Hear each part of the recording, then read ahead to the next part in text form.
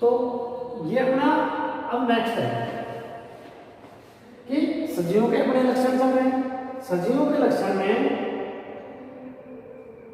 अपन ने देखा उपापचय क्या है, मेटाबॉलिज्म, कि सजीवों के शरीर में होने वाली जैव रासायनिक क्रियाएं होती हैं, उन जैव रासायनिक क्रियाओं को बोलते हैं उपापचय। उपापचय दो प्रकार की क्रियाओं से मिलकर बना होता है, अपचय और उपचय। तो उपचय क्या होता है, इसमें दो या दो से अधिक छोटे एवं सरल अणु मिलकर बड़े जटिल अणुओं का निर्माण करते हैं, तो वो क्या कहलाता है उपचय। जैसे CO2 plus H2O, carbon dioxide और जल के अणु मिलके, ये दो छोटे सरल अणु हैं, ये मिलके एक बड़े जटिल अणु C6H12O6 ग्लूकोज, इसका निर्माण करते हैं ग्लूकोज। भाई उपचय और अपचय, उपापचय इस प्रकार की जैव रासायनिक अभिक्रियाएं, जबकि दो अभिक्रियाएं होती हैं, आप 10वीं पढ़े होंगे रेडॉक्स अभिक्रिया, जिसमें ऑक्सीकरण और अपचय दोनों अभिक्रियाएं साथ साथ होती हैं। तो इसमें देखो उपचय क्या होता है, इसमें दो या दो से अधिक छोटे और सरल अणु मिलकर एक बड़े जटिल अणु का निर्माण करते हैं। ये छोटे सरल अणु हैं और ये एक बड़ा जटिल अणु है कि कार्बन डाइऑक्साइड और जल के अणु मिलकर ग्लूकोज के अणु का निर्माण करते हैं। ये छोटे सरल अणु है और ये बड़ा जटिल अणु है। अब इसमें दूसरा है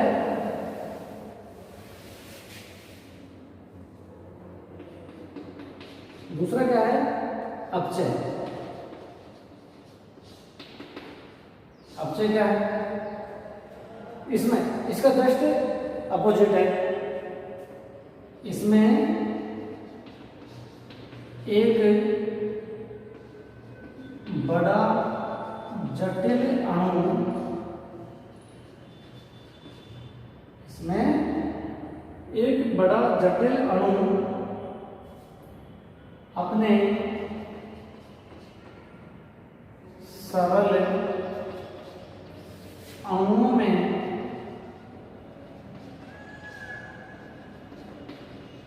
टूट जाता है,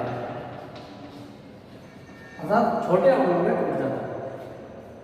उपचय में क्या होगा, छोटे अणु मिलकर एक बड़े अणु का निर्माण कर रहे हैं, और अपचय में क्या होगा, इसमें एक बड़ा जो जटिल अणु है वो टूट के सरल अणु में या छोटे अणु में विभक्त हो जाता है। जैसे इसमें आ जाएगा C6H12O6, ये अपने सरल अणु में टूट जाएगा CO2 प्लस H2O, ठीक है।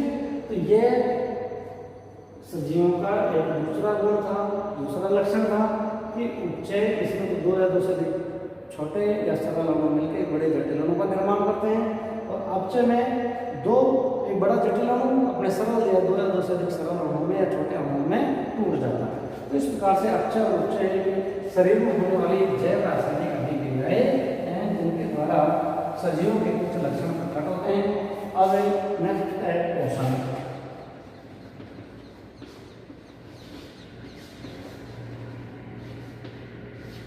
भोजन। अब देखो भोजन के भी सजीवों के शरीर का या सजीवों का एक महत्वपूर्ण गुण है, क्योंकि सभी सजीवों को जीवित रहने के लिए, सभी सजीवों को अपनी क्रियाविधि संपन्न करने के लिए, अपने शरीर का संचालन करने के लिए ऊर्जा की आवश्यकता होती है। और यह ऊर्जा शरीर को कहाँ से मिलती है, भोजन से, कि भोजन करने से शरीर में एनर्जी पावर आता है, और उससे शरीर में कोशिका विभाजन, शरीर की अन्य गतिविधियां, कार्य करने की क्षमता, वो सारी कहाँ से आती है, हमको भोजन से प्राप्त होती है। तो शरीर में कुछ कार्य करने के लिए, शरीर में कुछ गतिविधियां संपन्न करने के लिए ऊर्जा की आवश्यकता होती है। वो ऊर्जा कहाँ से प्राप्त होती है, भोजन से। तो भोजन के आधार पर सजीवों को दो भागों में बांटा गया है। कौन कौन से, स्वयंपोषी और दूसरा है परपोषी। स्वयंपोषी और परपोषी या विषमपोषी भी बोलते हैं इसको। तो देखो, स्वयंपोषी वे सजीव जो अपना भोजन स्वयं बनाते हैं, अपना भोजन खुद बना लेते हैं, वो कहलाते हैं स्वयंपोषी। प्रकृति के केवल मात्र सजीवों में हरे पादप ऐसे हैं जो प्रकाश संश्लेषण के द्वारा अपना भोजन स्वयं बनाते हैं। कि प्रकृति में केवल मात्र हरे पादपों को छोड़ के सभी परपोषी जीव होते हैं। स्वयंपोषी वे सजीव जो अपना भोजन स्वयं बना लेते हैं, स्वयंपोषी कहलाते हैं। ये हरे पौधों में होता है, क्योंकि हरे पादपों में एक प्रकाश संश्लेषण की क्रिया होती है और उस प्रकाश संश्लेषण की क्रिया के द्वारा हरे पादप अपना भोजन स्वयं बना लेते हैं, इसलिए कहलाते हैं स्वयंपोषी। अब है परपोषी पैरासाइट विषमपोषी। प्रकृति के वे सभी सजीव जो भोजन के लिए किसी न किसी रूप में दूसरों पर निर्भर होते हैं, डायरेक्ट या इनडायरेक्ट। प्रकृति के वे सभी सजीव जो भोजन के लिए किसी न किसी रूप से दूसरे जीवों पर या दूसरों पर निर्भर होते हैं, वो कहलाते हैं विषमपोषी या परपोषी। तो ये हो गया भोजन। अब नेक्स्ट गुण है उनका है प्रजनन।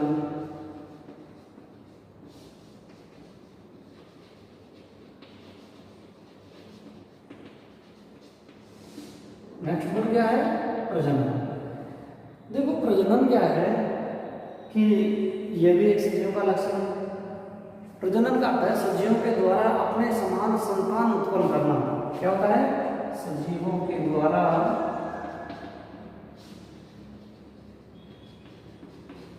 अपने समान संतान उत्पन्न करना या संतति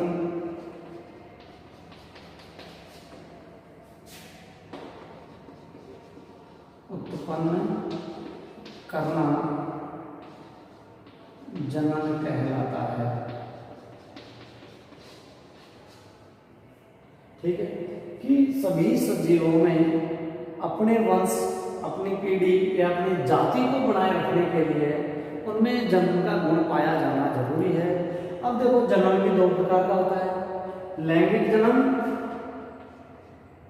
नंबर 1 है लैंगिक जन्म और दूसरा है अलैंगिक जन्म।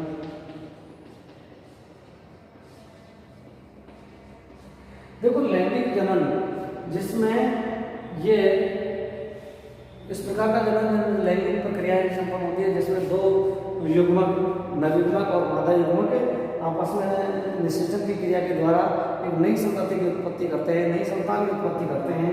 लैंगिक जन्म कहलाता है अलैंगिक जन्म जिसमें केवल एक युग्मक के द्वारा संतान उत्पत्ति की जाती है, जिसमें जैसे कायिक जन्म है। कायिक जन्म में पादप के कई बार किसी जड़ से नया पादप तैयार, जैसे शीशम का पेड़ है उससे नया पादप तैयार हो जाता है। किसी की पत्ती से ब्रायोफिल्म पत्रचट्टा नाम सुना होगा। ब्रायोफिल्म की पत्तियों से जब उपयुक्त वातावरण, नवयुक्त वातावरण मिल जाता है तो उसकी पत्तियों के किनारे से नई शाखाएं छटना प्रारंभ हो जाती है और नया पादप तैयार हो जाता है। किसी की शाखा से जैसे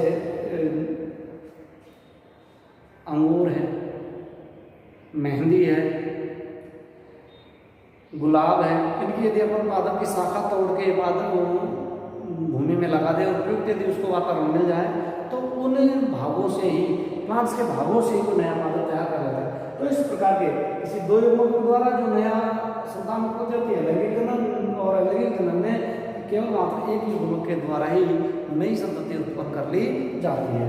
तो इसमें ये सब्जियों के कुछ लक्षण तब है। नेक्स्ट एक लक्षण है वृद्धि।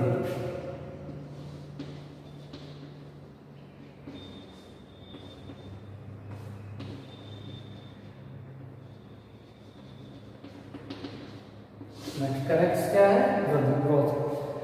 देखो सजीवों के शरीर में वृद्धि पाई जाती है कि जैसे ये चौक है, ये एक निर्जीव है, इसको अपन यदि कितने भी समय तक यदि रखा रहे तो इसमें आकार, साइज, आकृति में कोई परिवर्तन नहीं होता, कोई वृद्धि इसमें नहीं हो रही, क्योंकि सजीवों के शरीर में कोशिका विभाजन की क्षमता पाई जाती है। कोशिका विभाजन की क्षमता के तहत नई कोशिकाओं का निर्माण होता है जिससे उनके आकार में वृद्धि होती है।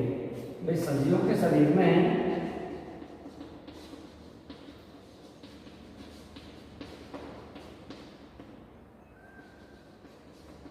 कोशिका विभाजन की क्षमता पाई जाती है, जिससे नई कोशिकाओं का निर्माण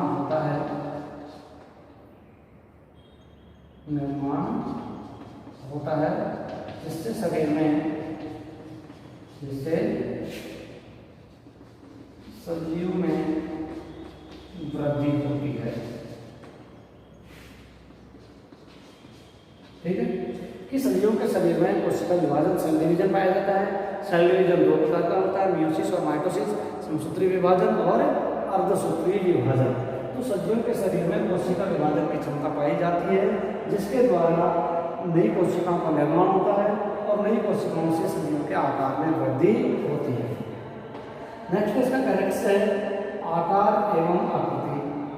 आकार एवं आकृति, शेप एंड साइज,